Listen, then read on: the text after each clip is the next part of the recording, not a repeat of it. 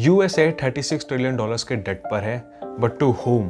Most people कहेंगे China, लेकिन China जो है वो चाइनीज बैंक के डेट पर है, और जो चाइनीज बैंक है वो यूएस बैंक्स के डेट पर है, और जो यूएस बैंक्स है वो चाइना को मनी ओन करता है और यूरोप को वो करता है। Every country is in a big cycle of borrowing, lending, reinvesting, but who they owe money to? That's a big question. You might think कि एक बहुत ही बड़ी फिगर होगी, शैडो फिगर, एक फैमिली होगी जो सबको पैसा ओ करती होगी, रॉथस्चाइल्ड फैमिली होगी, रॉकफेलर होगी। There is not a big family जो सबको मनी ओ करती होगी। नहीं, ऐसा नहीं चल रहा है। It is actually more complex. सबसे पहले समझते हैं डेट के बारे में। डेट सुनते ही तुम्हें डर लगता होगा, यार डेट, लोन, इंटरेस्ट भरना पड़ेगा, ये सब वो सब, बट यही मेन पंगा है। लॉन्ग बिफोर बैंक्स, कॉइन्स और paper money, there was this one idea, और उसका नाम क्या था? Promise, trust. इमेजिन करो तुमने अपने नेबर को ग्रेन दिए स्प्रिंग में, अब हार्वेस्ट आते ही वो तुम्हें ग्रेन लौटा देगा with some more money. No interest rate, no contracts, just trust and promise.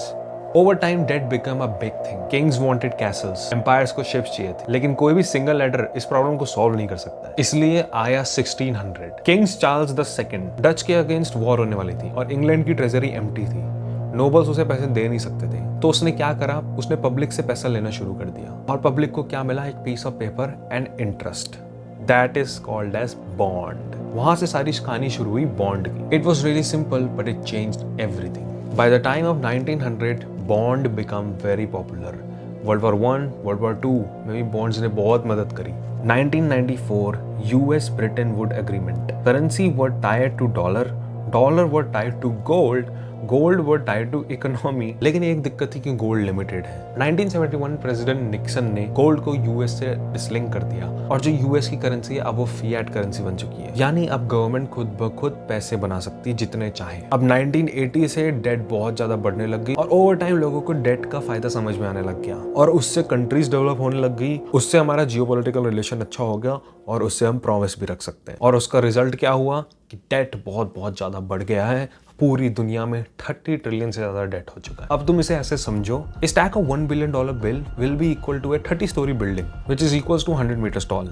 $1 billion will be 100 kilometers, high enough to reach the Earth atmosphere. But 300 trillion would be enough to go to the moon and come back 50 times. That's the amount of debt we have in this whole globe. Now let's talk about USA. USA दुनिया की सबसे ज्यादा dated country है, लेकिन जो 70% उसका date है वो अपनी ही कंट्री में ओ करती है to its own citizen through bonds. अब तुम सोचो कि कैसे? Here is how it works. हम ये जानते हैं कि गवर्नमेंट बॉन्ड से पैसा कमाती है bye paying back it's money through interest, same way जैसे बैंक्स काम करते हैं। अब तुम सोचो कि बॉन्ड्स कौन खरीद रहा है? बॉन्ड्स एक्चुअली तुम ही खरीदते हो। तुम खुद से बॉन्ड खरीद सकते हो, और जब तुम बैंक में पैसा रखते हो तब बैंक उसे लेंड करता है या फिर इन्वेस्ट करता है टू पे बैक इंटरेस्ट टू यू। सो या most likely your money is invested और लेंडेड। ऑफ कोर्स सिर्फ तुम ही नहीं हो जो बॉन्ड्स खरीद रहा है। Pension funds, investment companies, hedge funds are buying huge ton of bonds. क्योंकि देखो क्या होता है, जब गवर्नमेंट बॉन्ड का इंटरेस्ट ज्यादा होता है तो वो मोस्ट ऑफ द मनी अपने बॉन्ड्स में डाल देते हैं। क्यों? क्योंकि बॉन्ड्स का जो रेट होता है वो फिक्स्ड होता है जब तुम उसे लेते हो। यस, उसका रेट फ्लक्चुएट करता है,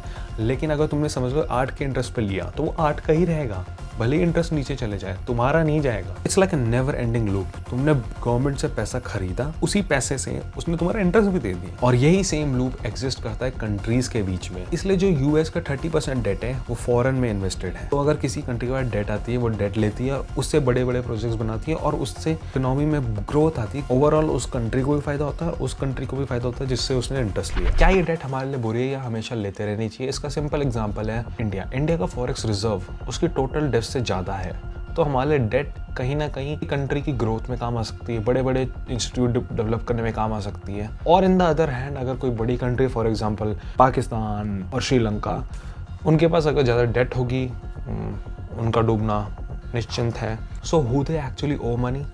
द आंसर इज सिंपल, वो अपनी ही कंट्रीज को ओ करते हैं, और प्लस अलग अलग कंट्रीज को ओ करते हैं। जैसे मैंने यूएस के एग्जांपल समझाया था, डेट अच्छे कामों के लिए भी यूज होता है और बुरे कामों के लिए भी यूज होता है पूरी कंट्रीज के द्वारा। So yes, it's not like कि personal debt, it's a country debt, और वो बहुत बड़ी चीज़ है। सो अगेन, अगर कोई छोटा मोटा इन्फ्लुएंसर या बड़ा इन्फ्लुएंसर तुम्हें बोले कि रॉथस्चाइल्ड फैमिली कंट्रोल करती है या दूसरी फैमिली कोई कंट्रोल करती है, it's not really what is happening. Geopolitics and economics is a different thing, and you need to understand. That's why you follow me and subscribe to me. Although मेरे पास सिर्फ एक ही सब्सक्राइबर है, but I think इस video के बाद थोड़े और बढ़ जाएंगे. So thank you so much for watching, and please watch this video. Thank you.